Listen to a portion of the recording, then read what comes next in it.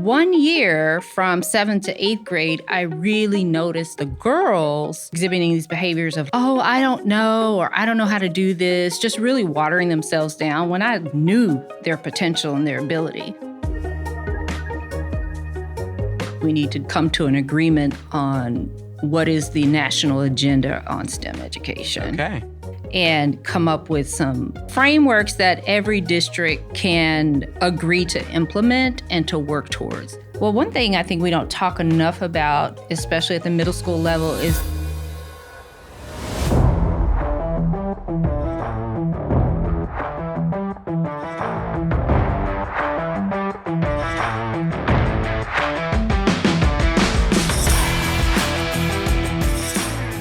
Welcome to From Classroom to Campus, the podcast where we dive into people, ideas, and movements shaping the future of education.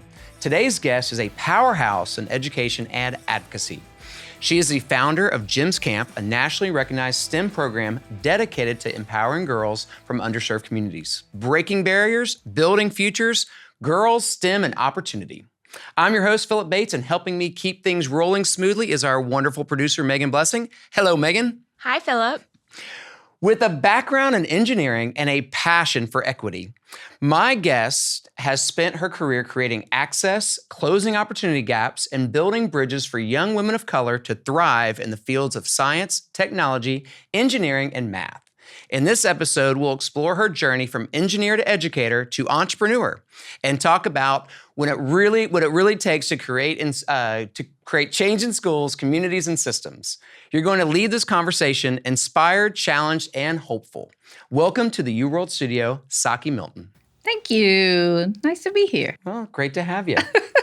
So I know you a little bit, but my audience does not. Okay. So we're going to dive into, some hook, line, and thinker questions. Gosh, okay. All right? All right. So my first question for you is, you've probably had some great mentors in your life. What's some key advice they've given you? So much advice. I think the piece of advice I hang on most to is, if you're tired of starting over, then stop quitting. Like, that was really impactful. And I've applied that across many different areas of my life. But that really, if you're tired of starting over, then stop quitting. Ooh. Yeah. So when did you hear that piece of advice? I heard that maybe about 3 years ago, coming out of the pandemic. Yeah. I was really working on a big project with the Gems Camp, trying to give it a little bit of lift coming out of virtual programming. Okay. And I kept putting it off, and then I have to start over, and then I was airing out my frustrations. And she said, well, if you're tired of starting over, then stop quitting. And I was like, you're right. So good timing for that, right? Right. So next question. What is a book that you think really inspires educators, or really something that educators should read? Well, I can tell you the book that really impacted me, which was, I'd say, Visible Learning by Dr. John Hattie. It's pretty much a staple now. So I think this was 2015 when it came out. And it was really just about, if we want to see certain outcomes in education, then we have to understand the research and the best practices that have the most impact. And those are the practices that we should be doing over and over and over. So, for example, a lot of people think that a smaller class size, right? Yeah. A smaller teacher ratio and a small class size matters. Okay. Well, the research shows it has very little effect size, because teachers who have a smaller class or a class of 30, they tend to do the same things they would have done if they had 5 kids. Sure. So that book really changed the way I look at things. Mm-hmm. Yeah, excellent. Yeah. A younger Saki. What advice would you give a younger Saki? I would say just maybe pay attention more to the things that the people in my life were trying to tell me, give me wisdom. I was such a know-it-all.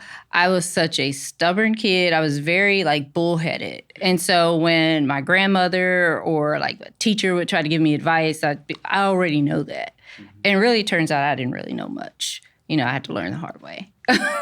Well, I Absolutely. But obviously you've done so much and achieved so much that stubborn is, No, it's worked in my favor. Dividends but for you. Yeah, it is. But like some of the lessons I wish I'd learned earlier when I had the opportunity versus later in life. Absolutely. Awesome. Well, let's dive right into things. Okay. Super excited to talk about Jim's Camp. Yeah. What inspired you to start Jim's Camp? So when I was a classroom middle school math teacher, I had the privilege of moving up with my students every year. So that's like a teacher's dream, right? Like, so you have them in 7th grade, then you have them in 8th grade, then you have them in 9th grade. Sure. So I got to have that experience. But one year from 7th to 8th grade, I really noticed that the girls were now quite different. So they were exhibiting these behaviors of like, oh, I don't know, or I don't know how to do this, just really watering themselves down when I knew their potential and their ability.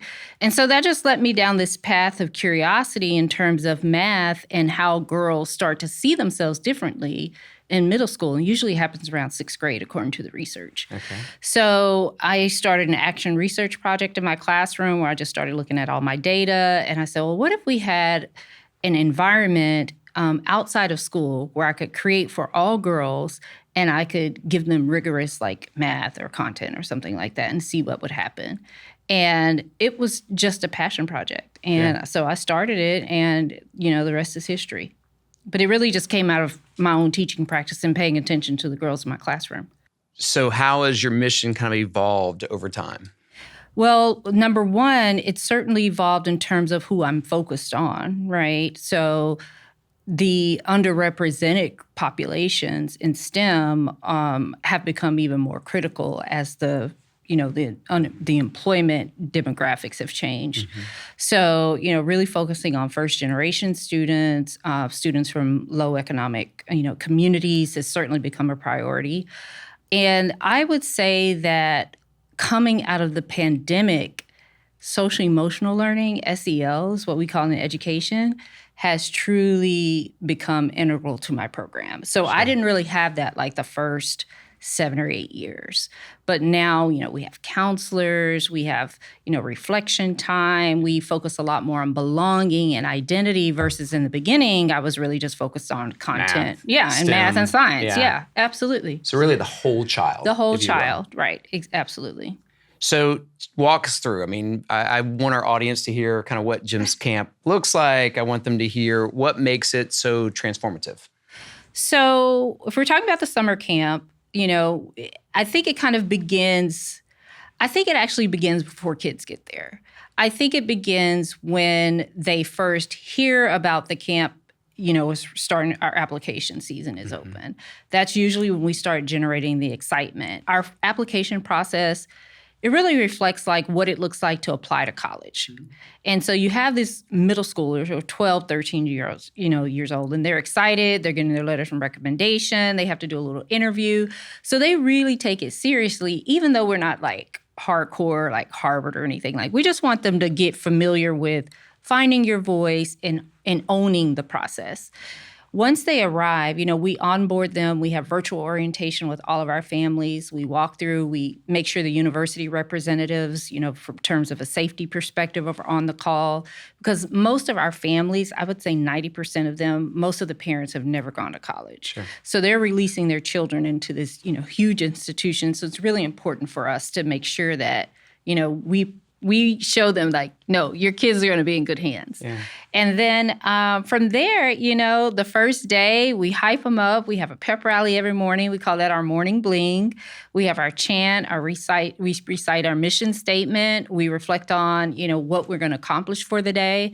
And then the girls start rotating through that daily cycle of their 5 classes, which are academics, which is usually a math and a computer science or a math and a science class, depending on our focus. Creativity, leadership, service, and career class. So those 5 components happen every single day. And then we also have what we call Be a Gym time, which is just a fun time. We might do yoga. We might paint nails. We might just, do karaoke, anything like that. And then the evening is really about bonding time and then helping them to develop their study habits. So they kind of live like, college students for a week on a university campus.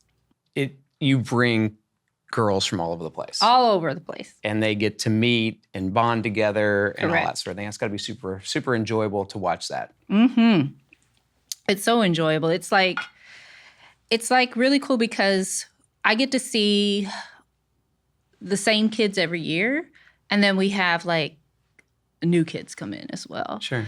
And then I'm to the point now where we've done this for so long. Now I'm starting to see little sisters, which is really cool. You know, the big sisters who did gyms, who are now in college or graduated, now they're dropping off their little sisters. And I remember the little sisters when they were like, 4 or 5 years old, and they wanted to come to camp so bad, and now they're in the camp. So that's pretty cool. That's fantastic. Mm-hmm. How do you find success with the program? So success is defined, we use a variety of outcomes. So we not only look at mastery and skill-based outcomes. So for example, we just did cybersecurity, right? So we're looking at cybersecurity skills, but also the knowledge around cybersecurity. So MFA, multi-factor authentication, password protection, all those things, accessibility.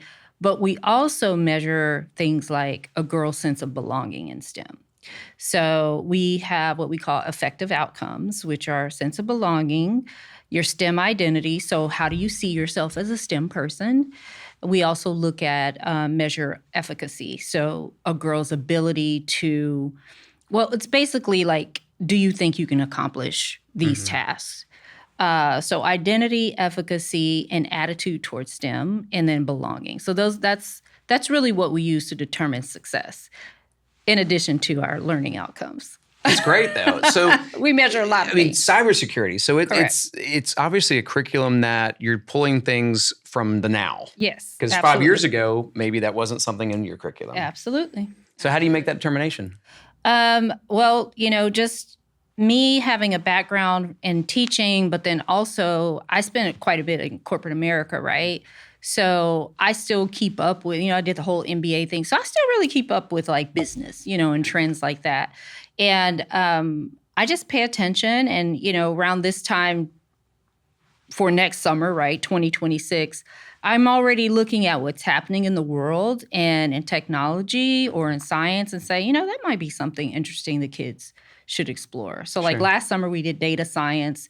The summer before that was our first time to look at generative AI with ChatGPT. The year before that, it was more like health-related outcomes. And then this summer was like cyber along with generative AI. So. Yeah, I would say AI is probably going to be a component for a long time. It's like the integral from this day forward. It's got to be exciting for these girls to come home and talk to their families about some of this stuff. Yes. Yeah, we get so many wonderful emails after camp with the parents, the kids, in terms of what they've learned. And then our parent survey, one of the questions we asked is does your girl communicate more about STEM or about cyber, than she did before camp? So that's usually interesting. And obviously you want that outcome to be excited about it. Absolutely. Because they'll share about it and hopefully they'll influence other girls to move into STEM. We have a very high referral rate. Yes, yeah, I would absolutely. think so. Mm-hmm. So when you're talking about STEM and they take that back to their schools, that's got to increase the rigor of the coursework that they probably want to get into. Talk to me about that a little bit. It does, but then what I try to really walk this fine, and it is a fine line to walk because you have school-related outcomes, right? And you have all these different factors that contribute to that, but then you have what we do. And so one of the things that I try to do to separate our data versus, what the school is doing is in our mid-year and end-of-year surveys where we check in with the girls. Questions are worded more like before gyms, after gyms, or by participating in this program. So that helps me get a better picture of our impact. Sure. Now that said, yes, our girls are going into AP courses more than I think they would have been had they not been. And you feel like that's attributed to the confidence they've got? Do you think that's... Absolutely. I think that's attributed to the confidence, but also to the support that we give them along the way. Sure. So like knowing when to apply for these things, knowing what questions to ask your counselor, knowing if AP is even offered at your school, and if so, which classes. Like some kids don't even know that. So how to advocate for themselves. Yeah. Absolutely. How to build relationships with adults is probably a huge thing. A huge component of our that's part of our leadership curriculum. AP Biology, Chemistry, Environmental Science, Physics make difficult science content and all AP content more engaging and accessible to students with College Board-aligned questions, detailed answer explanations, and high-impact instructional tools. UWorld College Readiness improves student outcomes and saves teachers time. Learn more about how you can strengthen your AP program right here. Every day, educators work tirelessly to keep high school students motivated. But despite their best efforts, too many students still feel lost in a system that doesn't always support their success. At UWorld, we believe education is about unlocking a future full of possibilities.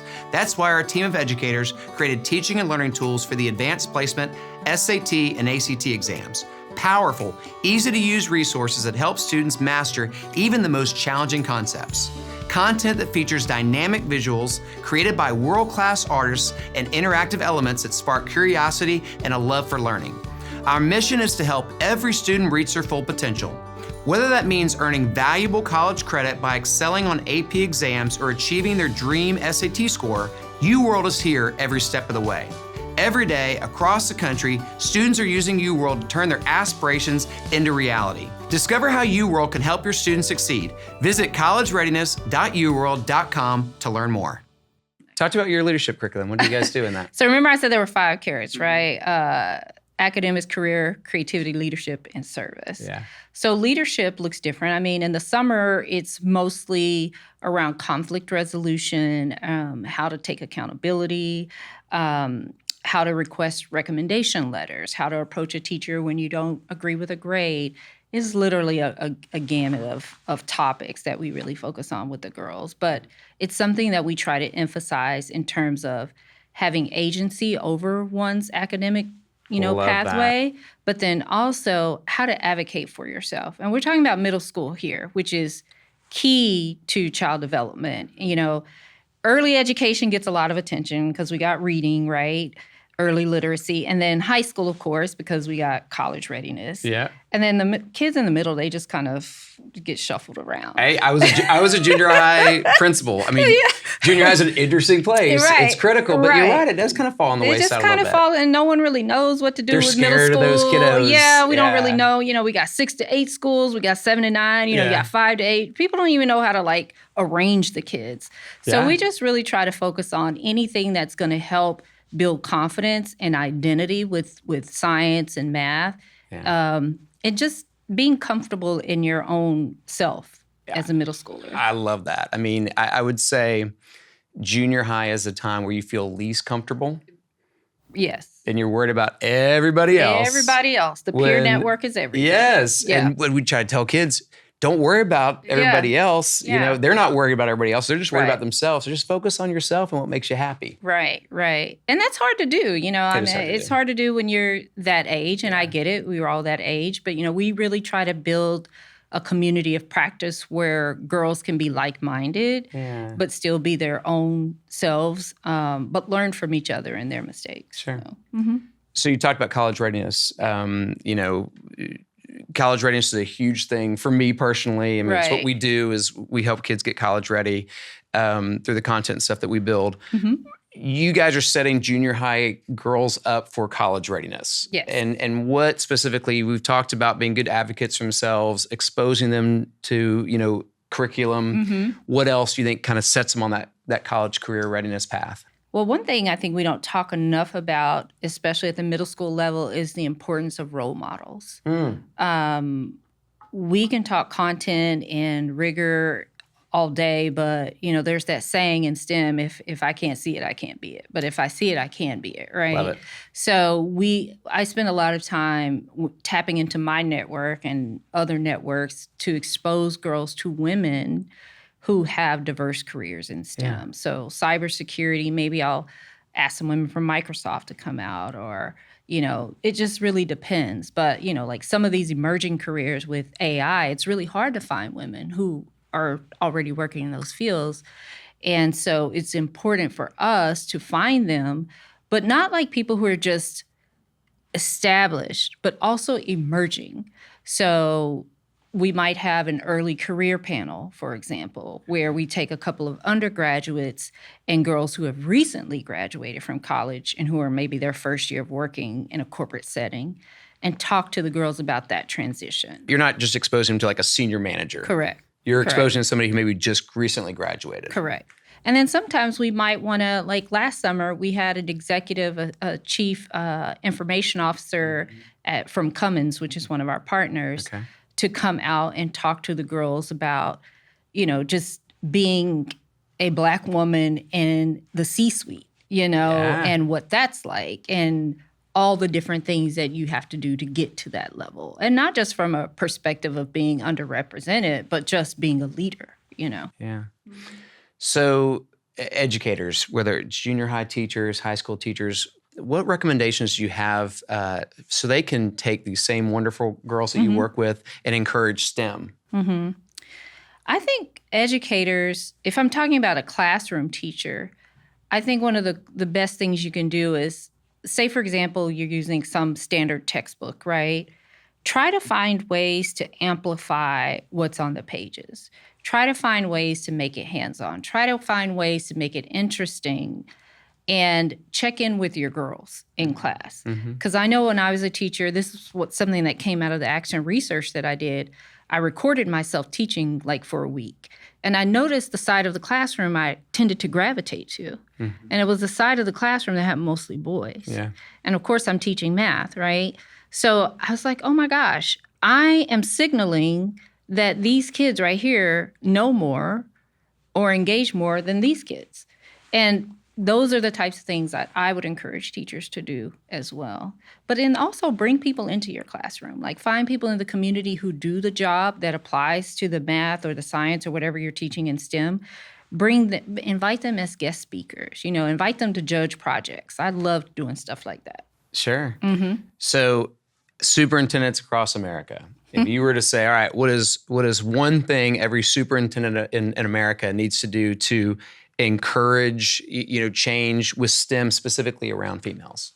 Well, I think one of the things we need to do just in general is come to an agreement on what is the national agenda on STEM education. Okay.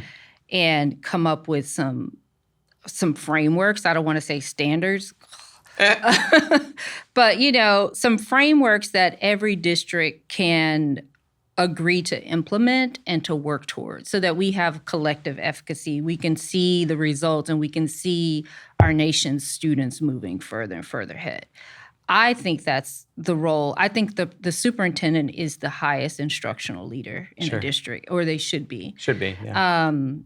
And therefore, I think that person should set or work to set the vision for what does STEM education look like in our district. Yeah. That would be my biggest recommendation. Yeah, no, that's excellent. Yeah. In terms of one change a school could make immediately that would benefit STEM education? An immediate change. It's so hard because teachers are driven by standards, right? And to some degree, that's good because we need standards and we didn't know where everybody is. But at the same time, it's very restrictive. So I would encourage schools to try to adopt some of the Montessori and like IB type frameworks every now and then. Exploratory, project-based learning stuff. Just get away from, we know what we got. We can do both, can't we? Exactly. We can walk and chew gum at the same time. If we can't, what are we doing? You know what I'm saying? Like we've all gone to college. Most of us have our masters in education. Most of us have been teaching 10 years. We should be able to achieve these standards while at the same time choosing to be inquisitive and exploratory. It's the same thing we want the kids to do, but we're not willing to do it. Yeah. Yeah. So, I think that's great. I don't know. That's all I got. So your program really emphasizes confidence, public speaking, advocacy for, oneself, and with that whole socio-emotional learning piece. Yep. It's huge for you. Yep. You've said you've grown in it Yes. Why is it so important, and what do you do to really achieve that? Well, coming out of the pandemic. Yeah. In the pandemic is when I noticed it, right? Because remember, all the kids went virtual. Oh, yeah. Super effective, right? And then, it's amazing, right? The social skills are amazing after that. And we just noticed that social element was not there anymore. Sure. And then not only that, say if a girl was dealing with anxiety or just body image or anything like that, that's harder to diagnose and see through the camera. And so we had a lot of girls during our virtual programming who were going through some really tough issues, but we couldn't visibly catch because we weren't physically with them anymore. Yeah. Having those counselors in place, they could catch that type of thing. So coming out of the pandemic, I said, we need to keep counseling. They got to have counseling. Yeah. And that, to me, has helped build the girls' confidence outside of the classroom. Yeah. Because now you have professionals who can address or who can just listen or advocate, hey, Saki, what I'm hearing is this. Like, for example, last week during camp, the word of the week was overwhelmed. Oh. Everyone said they were overwhelmed. I'm like, why are all these kids saying they're overwhelmed? What's going on? Well, our counselors were able to dig a little bit deeper and realize, because our demographic, right? About 45% of our kids are Hispanic. And so a lot of the girls were really worried about their relatives being deported. Yeah, the current political situation. Yeah, they were very, very nervous about that. And they were scared. They wanted to go home there were some girls who wanted to go home sometimes because they didn't know if they were going to see their relatives again. But again, our counselors were able to help them deal with that anxiety and to keep moving forward with the tasks at hand. So like, I'm going to help you through this and we're going to support you through this.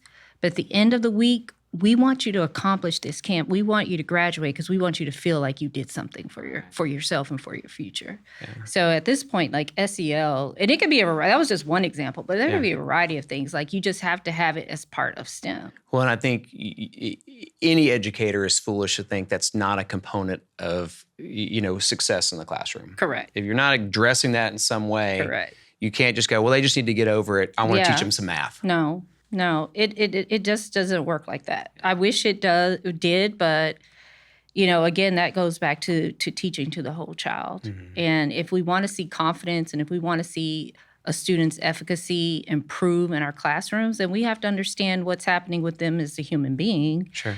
And help them to build that resilience and that grit and that growth mindset. Yeah. All right, let's totally change gears. Ready? Let's talk a little AI, a little artificial intelligence. Uh-oh.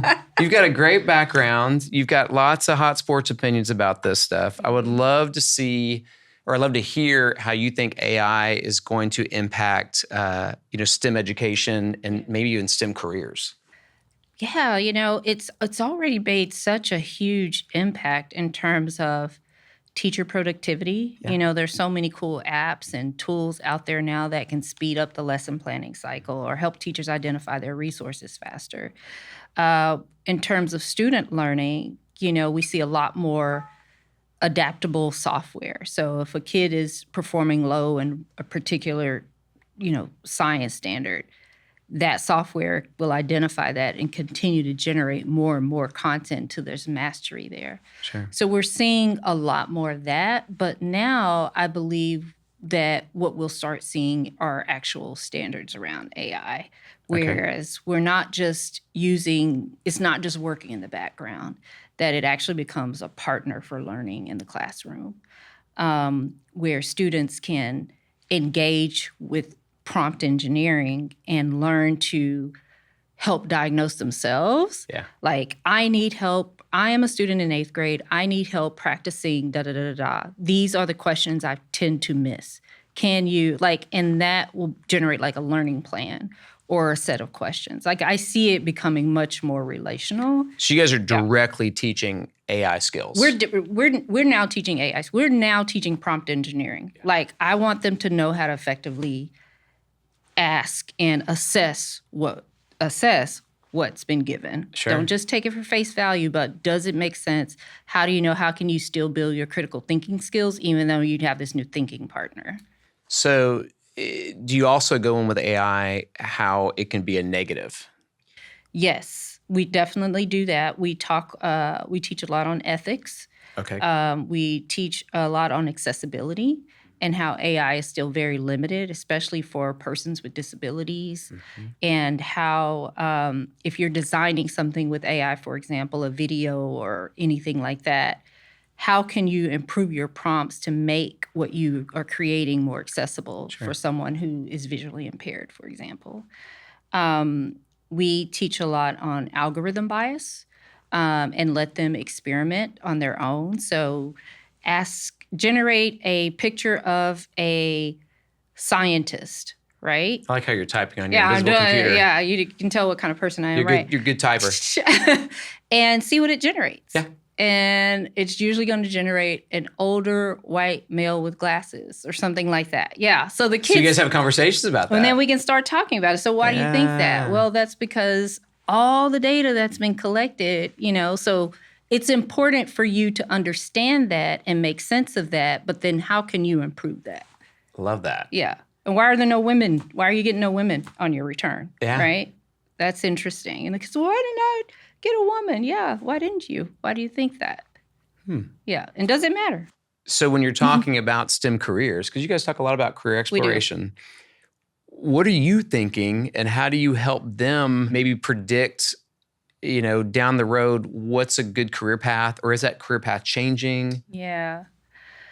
Unfortunately, a lot of kids they're just still stuck on the big domains. Okay. I want to be a doctor. I want to be a vet. I want to be a scientist. I want to be an architect. And the challenge that I have every year is helping them to understand all the different facets and all the different pathways of those. So instead of saying doctor, well, have you thought of, there's so many like biomedical research. Sure. You know what I mean? Like there's just so many different things. But unfortunately, I think the advisory is where we in education still need to catch up with the real world. So I love that. They're diving deeper. What do you think that diving deeper does for them? Well, I think it's going to help them to really hone in on their interest, but then also, what naturally comes to me. I still think that's important. I think it's very important for you to gravitate to things that just naturally intrigue you. Instead, I don't ever want a girl to come to our door and think I'm trying to force you down, to be an aerospace engineer. Like that is not my goal. Yeah. But if you're fascinated with space or you're fascinated with fixing things or whatever, maybe don't just say engineer, maybe look at aeronautical engineering, So we've got educators out there that are listening to this that go, oh my gosh, I've got the perfect candidate for Jen's Camp. Like, right. What do people need to do to learn more about Jen's Camp? Well, they can start off by going to our website, which is thejemscamp.org. I say take a look at, some of the programs, some of the, our annual report, take a look at our social media, see some of the things that we're doing, and then come out to a few of our events, during the school year. So we have a club at MLK. We have a partner, Charles Schwab, that does our financial literacy program. That has actually been a good door opener for families to say, hey, what else do y'all offer? Well, actually, we offer our amazing STEM program. Yeah. So having kids, just engage with the things that we're doing their school year. And then I think that's kind of like the hook and hook on in. So what about if you're not near the Metroplex and you're an educator and you're like, oh my gosh, Saki, she's my idol. I want to do something like this. Yeah. What advice do you have for them? I just take it back to me being a teacher. I think I was just the type of teacher that if I wanted my kids to show curiosity and take risks and be hands-on, then I needed to model that. And I think every educator in your classroom, you are the captain. That is your classroom. Own it, empower yourself to do those things. I don't think you necessarily need it. You can create your own GEMS camp, and that's what I hope to see more from educators is really saying, hey, yeah, there are people who tell me what to do regarding standards and tests, but I have a lot of power in this room. So what can I do? Love it. Yeah. So gyms, carrots. Where'd you come up with all the connection? You know, it was funny because I was at a conference in Chicago on spring break. Yeah, that's what my school decided to do to me over spring break. Not the beach? Yeah. And so I went to this conference, and I don't know why I was just so encouraged by what I was learning. And I just had this idea that, maybe this math concept thing I'm thinking of, what do we call it? Gems. Like someone's constantly evolving, like this hard rock that has to be molded, that has to be sculpted, that has to be polished. And I just kept playing with it, and that's really where it came from. Yeah. That's good. Mm-hmm. That works. Yeah. You got something out of that conference? I did. So in 10 years, what's Jim's going to look like in 10 years? Right now I'm working on my adoption model, which is more like a licensing type of program that I'm trying to create. So if you think of a franchise, right, I'm really trying to go this route to scale. Yeah. And in 10 years, I hope to have it across campuses in every state. Like that would be ideal, where universities can run their own gyms camp. And maybe we have this annual convening where, we go over the content of the year and we discuss best practices. We look at our research. Like that's what I really would love to see in 10 years. Sure. You just need success. You just want it to grow. I just want it to grow and scale, but it can't be just me. Like I need institutions to adopt these models as well. Absolutely. And we actually won the presidential award in Talk January. to me about that. What is that? Well, it's pretty fancy. It sounds fancy. It's funny because I started applying for that award in 2022. Oh, wow. And it took 3 years to be vetted and everything. So it's the highest award in the nation for STEM. And it's really given based on your mentorship philosophy and your practices. So the fact that we use career women, but we also use college students and high school girls as our mentors, we have this like progressive model. And so that was a big factor. And it's just a big deal. We were one of 5 organizations over the past 3 years to receive it across the U.S. So big honor for your work and all of the girls. Big honor for our work. It's been quite the staple that I think I needed to validate like all the years of just kind of working in the studio. Yeah. That's awesome. Saki, what have I not asked you? What should I have asked you? I think you asked me everything. Like I can't think of anything that you didn't cover. Well, we didn't let Megan ask any questions, okay. So we better let Megan ask some questions. Let's What do you hear got, Megan? I have a couple of questions. Okay. Well, you got my question about what GEMS stood for, because I thought it probably stood for something, but... Yeah, it does. It does. Girls interested in engineering, mathematics, and science. There you go. Good question. I love it. Love it. And then I have another question. It is, do you track your alumni? Do you have alumni get-togethers? Oh, and if so, what do those look like?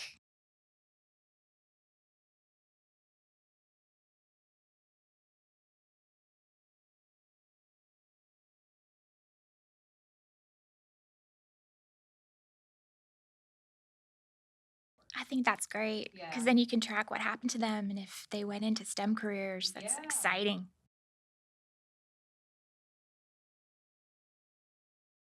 Oh, that's right, and be a mentor.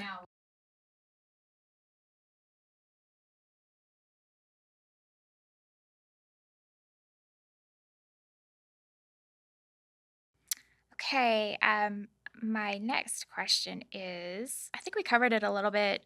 Since we are, we're going to air this episode in September. Mm-hmm. I know that's kind of far away, but when does the application process start? Like, I know it starts pretty early, doesn't it? Like, it starts early in the spring. Yeah, it usually starts in February, like mid-February, and it runs through May, May 15th. And is the application process difficult? When should students really get started?